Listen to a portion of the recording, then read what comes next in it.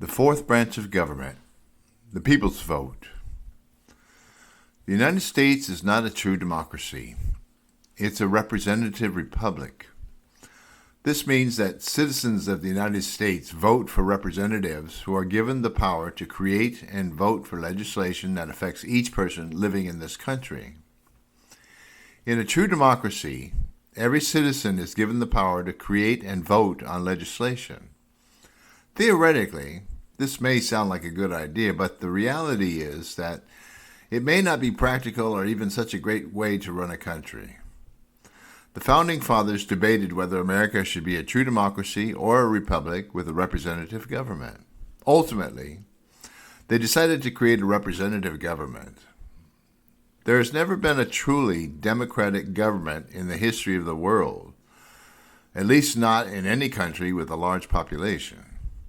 This is not to say that no one has ever attempted a democratic style of government. At the time our founding fathers were discussing what type of government we would have, a true democracy was technologically and practically unthinkable. For there to be a truly democratic form of government, most citizens would need to have an ability to read and write on some level. In 1775, most of the people living in what would become the United States were illiterate. In other words, they would not be able to participate in reading and writing legislation, and therefore they would have great difficulty running a truly democratic form of government.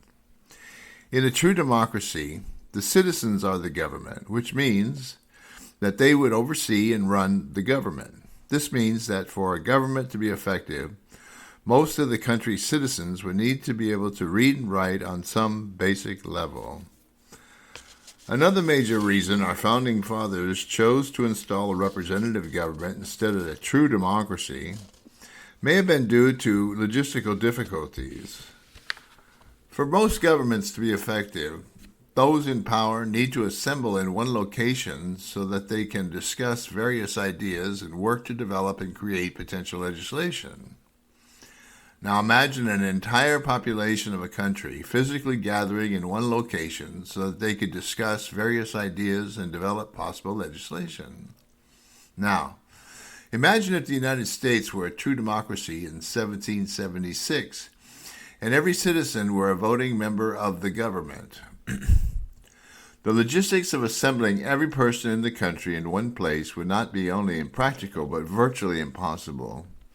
A democratic form of government in the United States, especially in 1776, would have been logistically challenging, if not altogether impossible. Another serious problem, and perhaps one of the reasons why our founding fathers chose not to create a true democracy, may have been related to the technology of that day.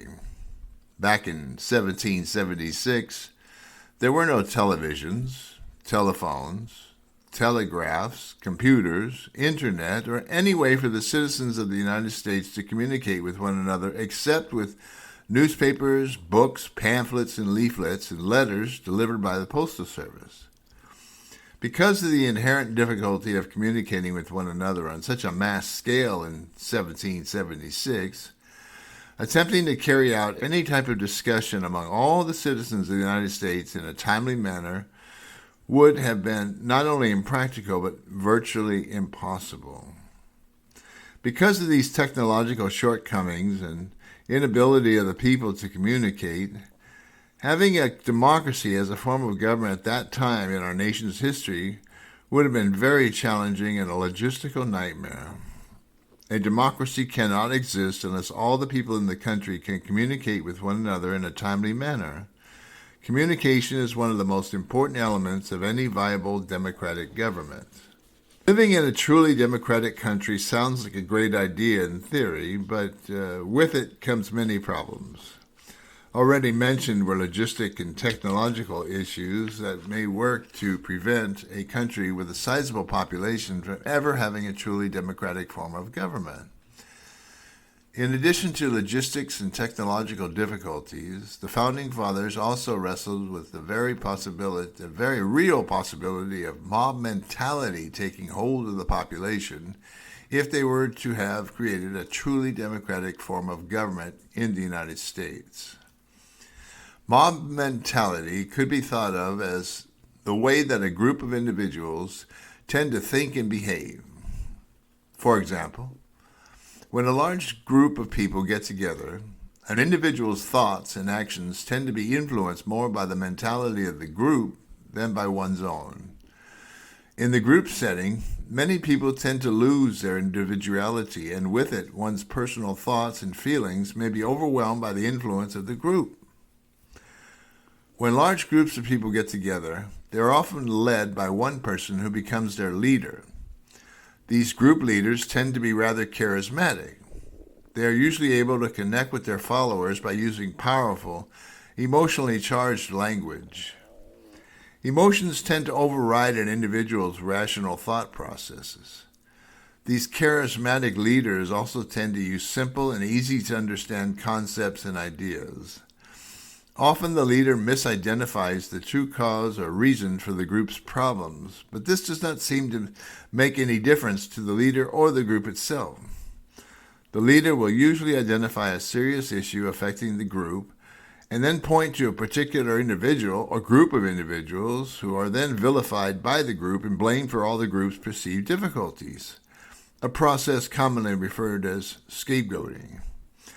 A group of individuals generally do not have an ability to think things through carefully and rationally and consider alternative explanations or reasons why the group is facing these serious problems. With mob mentality, the leader is usually taken at face value and believed without question.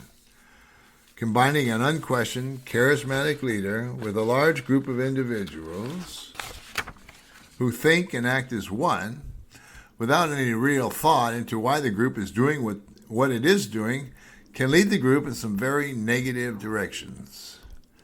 Groups can sometimes be, and often are, much more powerful than just one person acting alone. But a group, unlike an individual, lacks a conscience.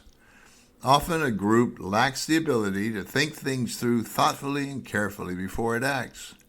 Mob mentality has a tendency, and perhaps even a propensity, to make any group extremely dangerous. One reason our founding fathers were probably hesitant to create a democracy in the United States was because of the inherent dangers associated with the inability of a group to think things through before they act. Groupthink is another very serious problem that tends to interfere with the way that a group of individuals think and behave. Groupthink is a process in which a group of individuals make decisions. When groupthink sets in, individual creativity tends to be stifled. With groupthink, the members of the group often forego their personal thoughts and feelings to ensure group harmony, conformity, and consensus within the group. Maintaining group loyalty becomes the most important factor, more important than maintaining one's individual perspective or thoughts. With groupthink, an individual's personal thought processes tend to be overcome and overwhelmed by the group's collective thought processes. When a group of people all start to think alike, a group is very often misled and may become rather dangerous. The Founding Fathers may or may not have been aware of groupthink as such, but they were certainly aware of the issues and problems that often arise when a large group of individuals get together and attempt to work as a team. Having the entire population of the country in charge of running the government would have been extremely problematic. Large groups generally do not perform as well as a much smaller group, and individuals may have an advantage over both large and smaller groups when it comes to in-depth thinking and having creative thought. One thing that a group can do to improve its overall creative abilities is to employ a process known as brainstorming. This occurs when everyone in the group is asked to share their ideas on how to solve a problem. Every group member is asked to share their idea with the group. Each person's ideas are then written down on a blackboard or perhaps a large sheet of paper so that everyone can see them. These ideas are not judged, and no one makes any critiques or even comments on any of the ideas as they are being put forth. The process of gathering ideas continues until everyone who has any sort of creative thought or suggestion gets a chance to be heard and their ideas have been written down for all to see. After everyone has had an opportunity to share their thoughts and ideas, the group then goes back and reviews the ideas one by one. Each of these ideas are then carefully considered and discussed by the various members of the group. This discussion focuses on whether each of the various ideas is worth further consideration. A new list is then made up of all the ideas that the group thinks is worthy of further discussion. These ideas are then critiqued and carefully discussed for their viability in solving the problem at hand.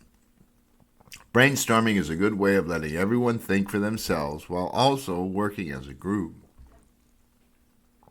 When a government has more than one person in charge of making decisions, this tends to create serious problems within the power structure and in the chain of command. This may be one of the reasons why our founding fathers developed our present system of government and why it's so ingenious. The United States has three branches of government: the executive, the president; the legislative, the House and Senate; and the judiciary, the Supreme Court. There's only one leader, the president, who has the power to enforce the laws enacted by Congress, who controls the nation's money, the purse, and is charged with creating new legislation. Then there is the Supreme Court, which rules on whether the laws enacted by Congress and the executive orders made by the president are constitutional. The people of the United States vote for the president, their congressional representatives, and their local and state representatives. Unfortunately, close to half of the voting age population chooses not to vote. This means that our country's leadership is often put in place by less than half of those they represent. Voting is one of our most important civic duties and obligations. It is also the primary power that the people are entrusted with. It helps to ensure that we elect the government we deserve. It is sort of mind-boggling and rather depressing to think that half of the population does not participate and take advantage of this power and civic obligation to choose its government. It's also very likely that these same non-voting citizens would choose not to participate in a country with a true democracy.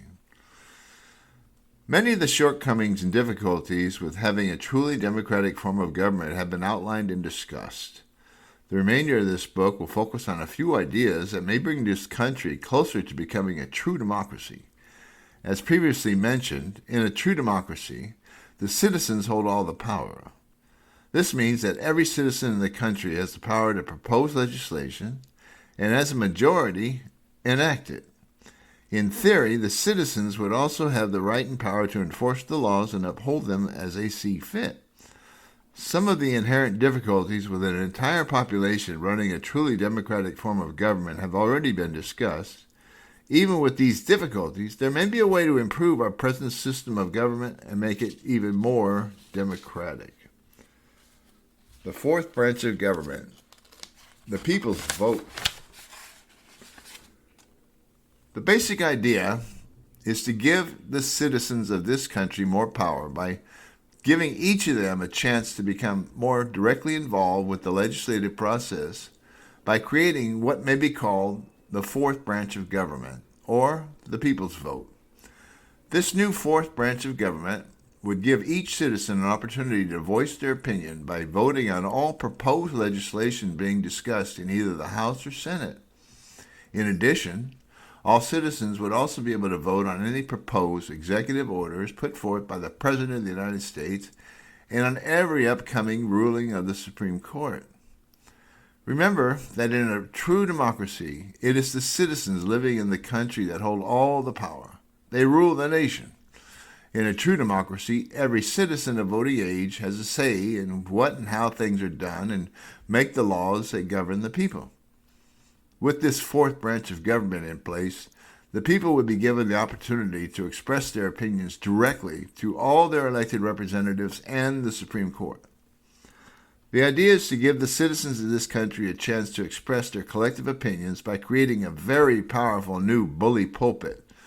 One reason for creating this new power for the people, namely the people's vote, is to let our elected representatives know exactly what the voters think and feel about any proposed legislation before any final congressional votes are taken on it.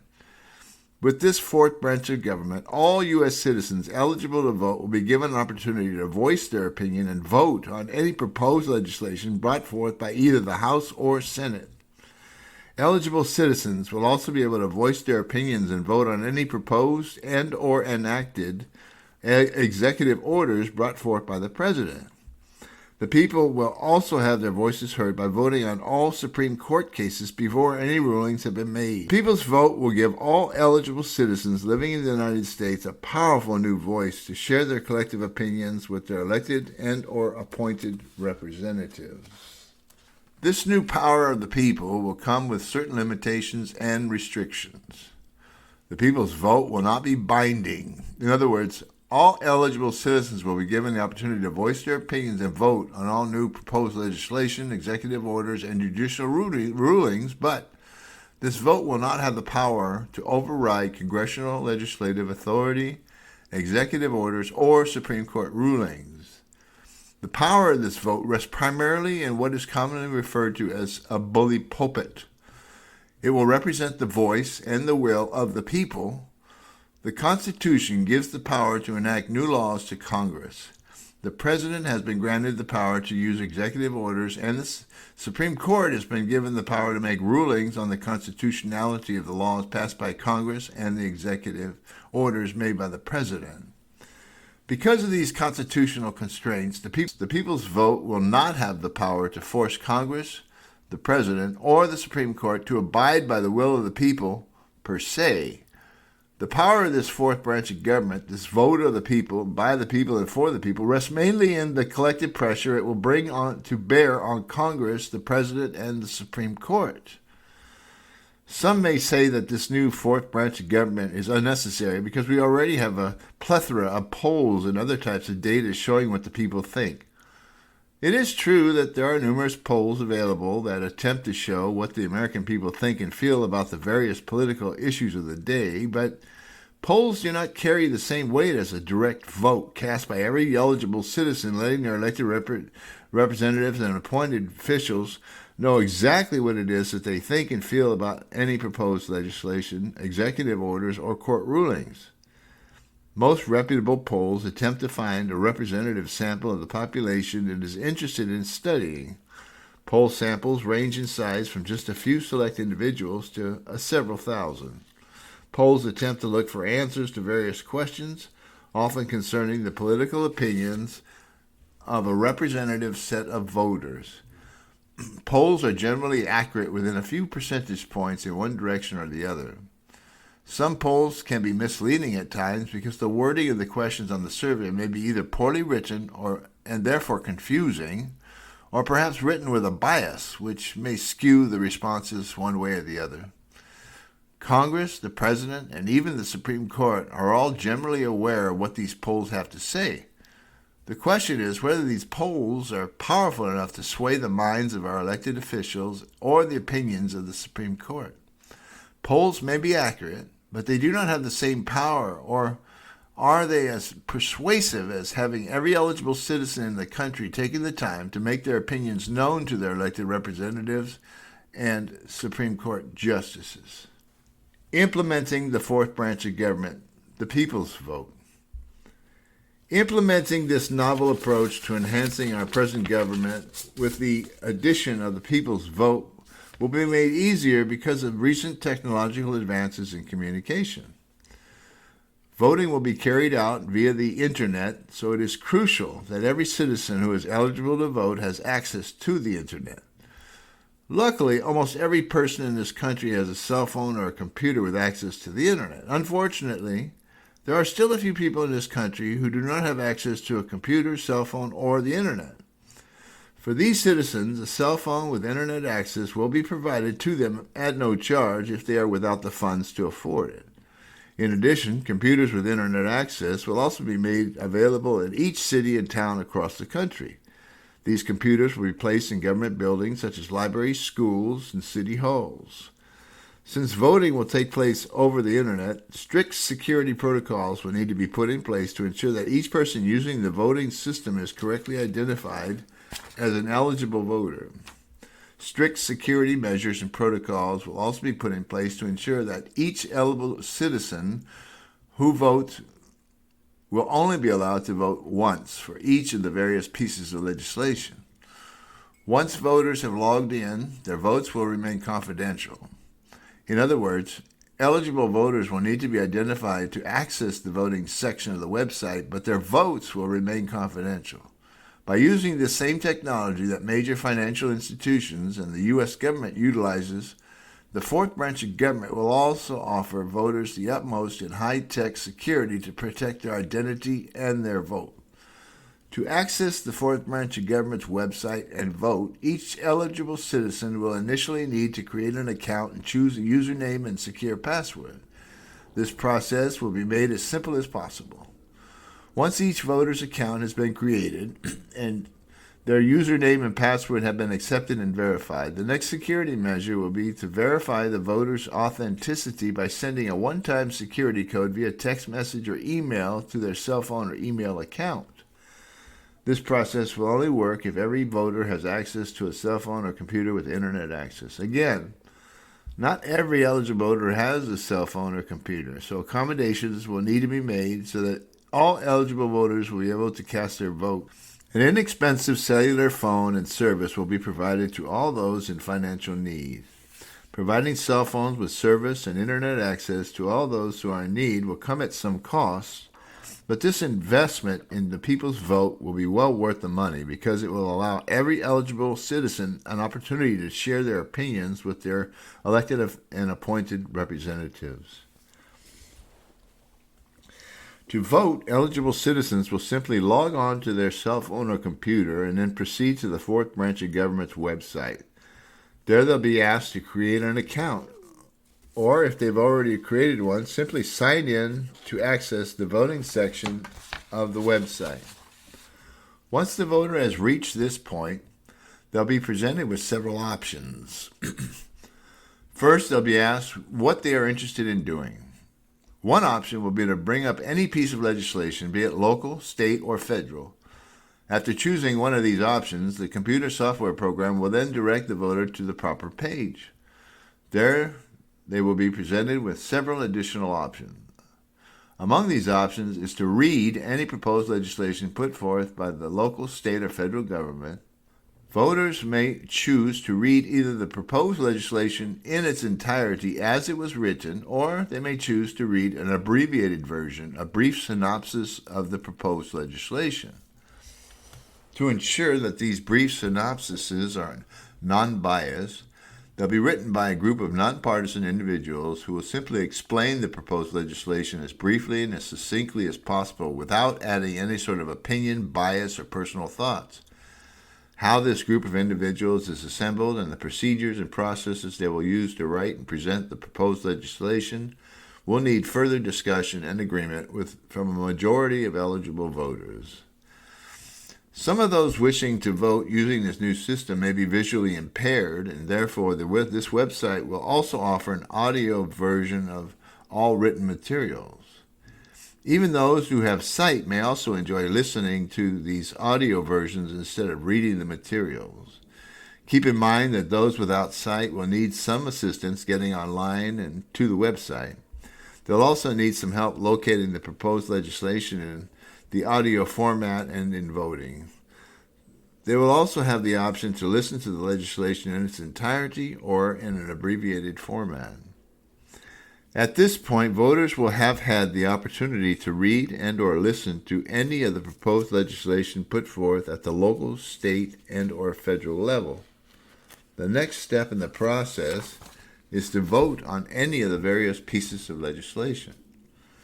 To cast their vote, eligible citizens will simply need to click on the Vote on this legislation button. This will give the voter two options, either approve or disapprove of this piece of legislation. Once the voter decides to vote, they'll simply click the Approve, Yes, or Disapprove, No button, and their vote will be recorded. This vote will then be added to the rest of the votes cast for that piece of legislation.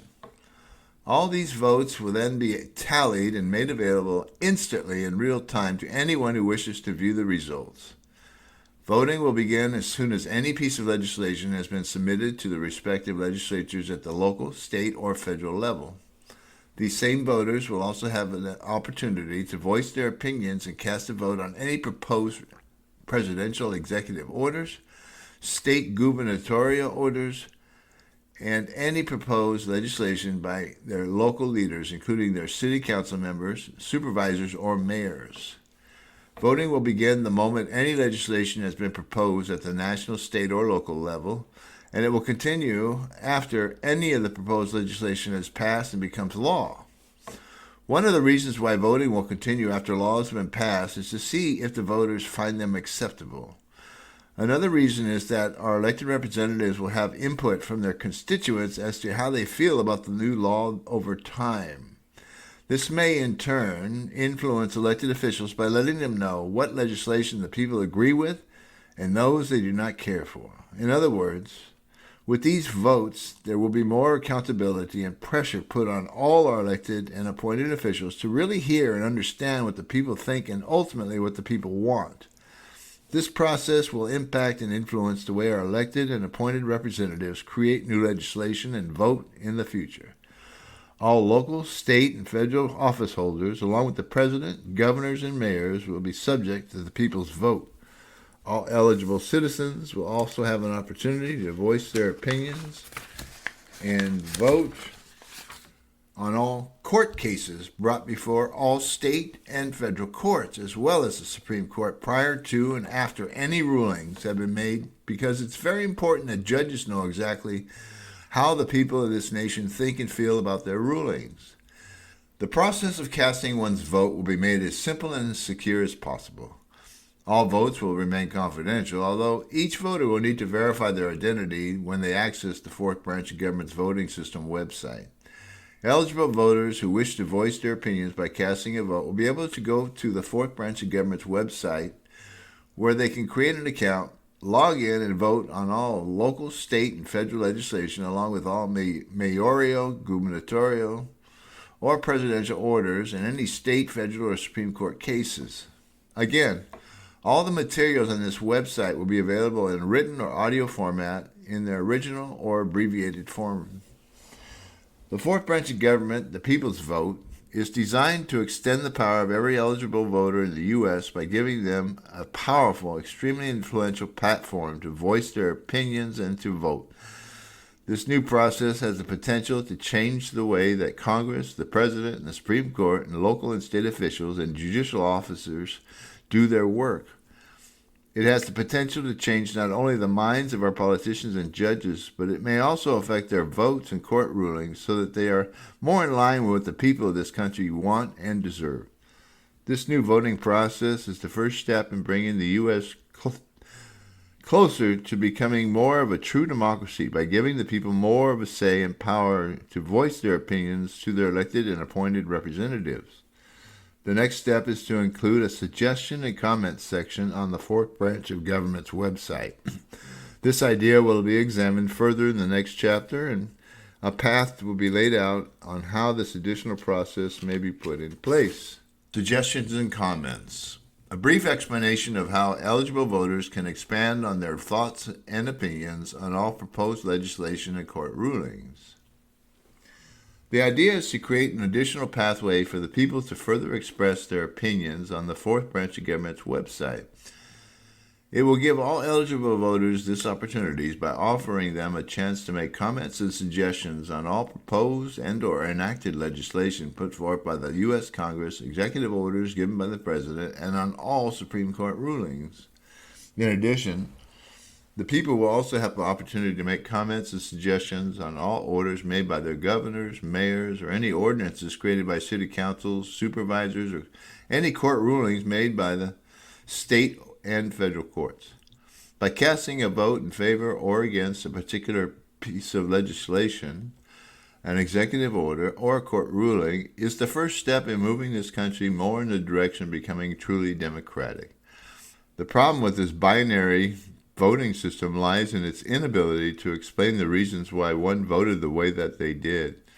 Creating this additional process to the people's vote will help the people of this nation explain and clarify exactly what they think, want, and deserve from their elected and appointed officials. It will give the citizens of this nation the opportunity to briefly explain how and why they chose to vote the way they did. Implementing the comments and suggestions section on the fourth branch of government's website. Giving voters a chance to add their comments and suggestions in addition to their vote will also be made as simple and easy as possible.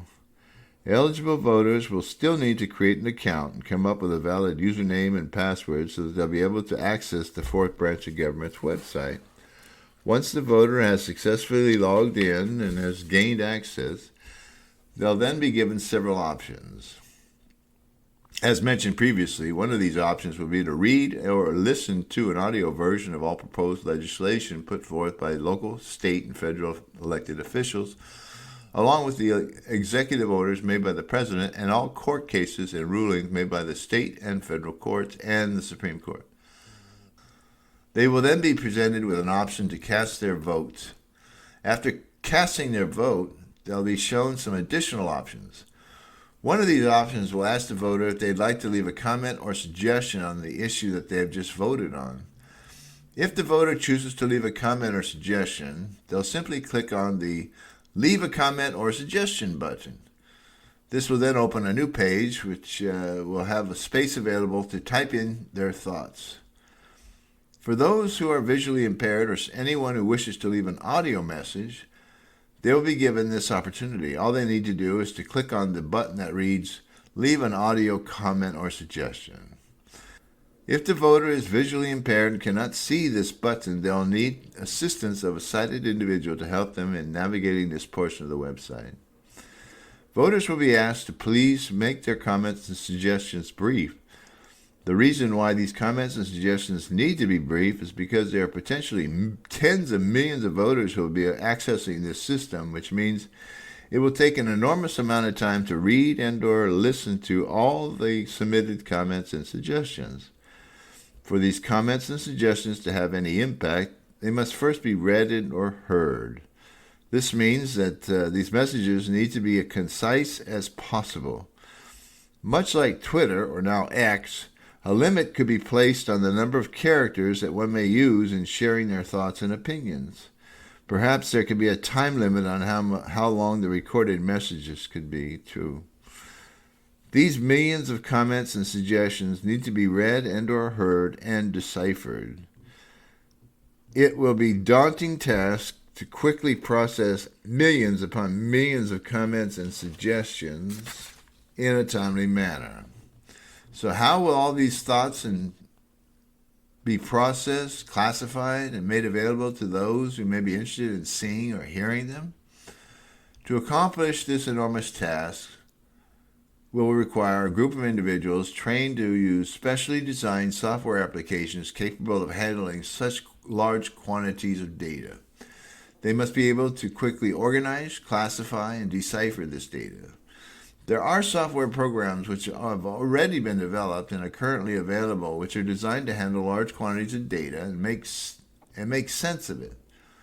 Qualitative statistical researchers have been using this type of software to make sense of large quantities of written material for many years. Expert software designers, computer programmers, and code writers will also need to work at designing even more efficient and powerful software that will be able to handle the millions of comments and suggestions conveyed through the system each day. When it comes to processing this data and making sense of it in a timely manner, and then quickly making it available to anyone who wishes to see or hear it, time is of the essence. Another powerful, cutting-edge technology that needs to be employed in conjunction with these specialized software packages is artificial intelligence. Artificial intelligence holds tremendous potential to assist in handling large quantities of complex data. Those in charge of operating the fourth branch of government's website will recruit AI, or artificial intelligence specialists and experts who have the knowledge and experience to develop these new systems. These AI, or artificial intelligence specialists and experts, will work closely with the software engineers who will design the systems that will be used to process all the comments and suggestions made by eligible voters using this system. The idea of having this new comments and suggestions section on the website is to give all eligible voters an opportunity to go beyond simply voting for or against a piece of legislation. This new system will give the voters an even greater opportunity to express themselves, allowing them to share their opinions, thoughts, feelings about every piece of legislation, every executive order, and all Supreme Court rulings. Another novel idea that may bring the United States even closer to becoming a true democracy involves giving the voters the opportunity to make suggestions and share their ideas for new legislation. Suggesting new legislation. Presented thus far have been several new ideas, if implemented, would help to move this country closer to becoming a truer democracy. These new ideas and concepts include voting on all proposed legislation, executive orders, and Supreme Court rulings. In addition, the voters will be able to share their comments and suggestions on specific pieces of legislation, executive orders, and Supreme Court rulings. The next logical step in this process will be to extend these powers even further. The idea is to give the people an additional voice and power to both influence and assist their elected representatives by sharing with them their thoughts and ideas on how to address any area of concern they may have. These ideas should help our elected officials know exactly what their constituents see as their most pressing issues and what types of solutions their voters are interested in to deal with these troubling issues. These ideas would be made available to anyone who wishes to see or hear them. The primary audience for these comments and suggestions will be Congress, the President, and all local and state elected representatives, those charged with creating new legislation. Implementing the legislative suggestion process. Once the fourth branch of government website has been established and is fully operational, adding this new element to it will not be difficult. This is because the basic infrastructure to handle this process will already be in place on the website. In other words, this process of having voters suggest new legislation will be very similar to the comments and suggestions section on the website, which will already have been developed and put in place. Much of the same software that has been developed for that previous application will also be used to operationalize this new system as well. Only slight modifications will need to be implemented. The same AI, or artificial intelligence, and software programs used for the comments and suggestions section will be used for this new section designed to receive legislative suggestions. Any additional details, specifics, issues, or problems that may arise with the implementation of this new legislative suggestions section of the website will be handled by the software and artificial intelligence specialists, engineers, and programmers. The process of suggesting new legislation will be made as simple and as easy as possible. Eligible voters will simply log on to the website and then locate the Suggestions for Legislation tab found at the top of the website's homepage. They will then simply click on the tab and this will bring them to the proper page. Here they'll find various options. Among these options will be one that asks what type of legislation they wish to propose and to whom.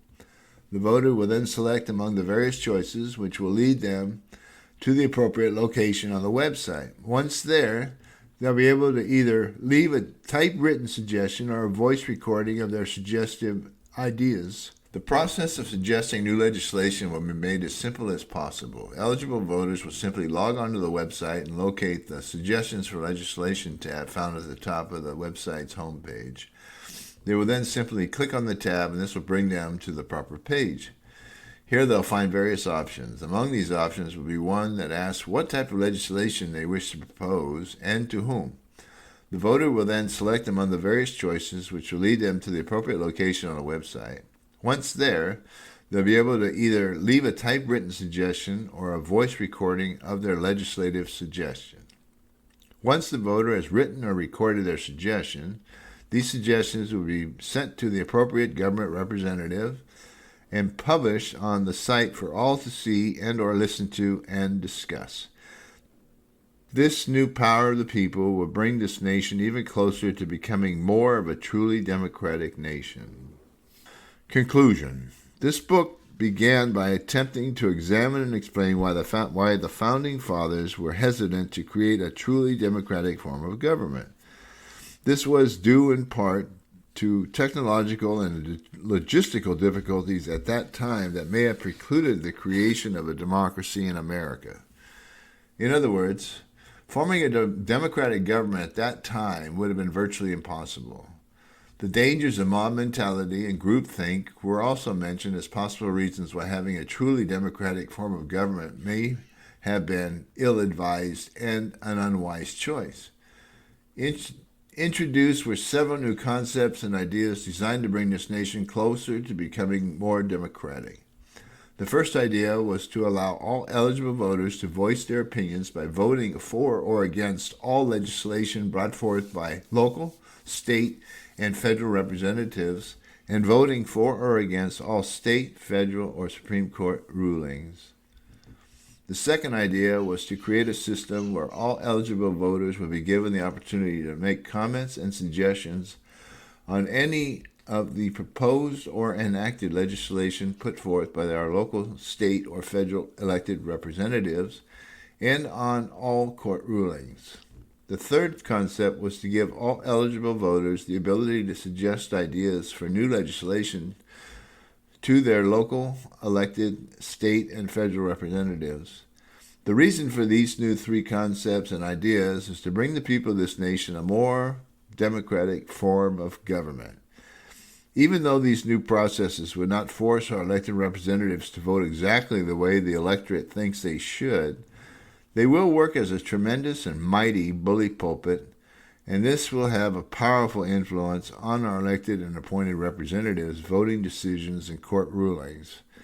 These three concepts and ideas will provide the people of this nation with another way to carry out a nationwide conversation and discussion about vitally important issues affecting everyone. How we go about enacting these innovative concepts is still being worked out, but hopefully one day soon these three ideas will become a reality. Working together, we can bring these ideas to life and make them a cornerstone of this nation's political experience and tradition.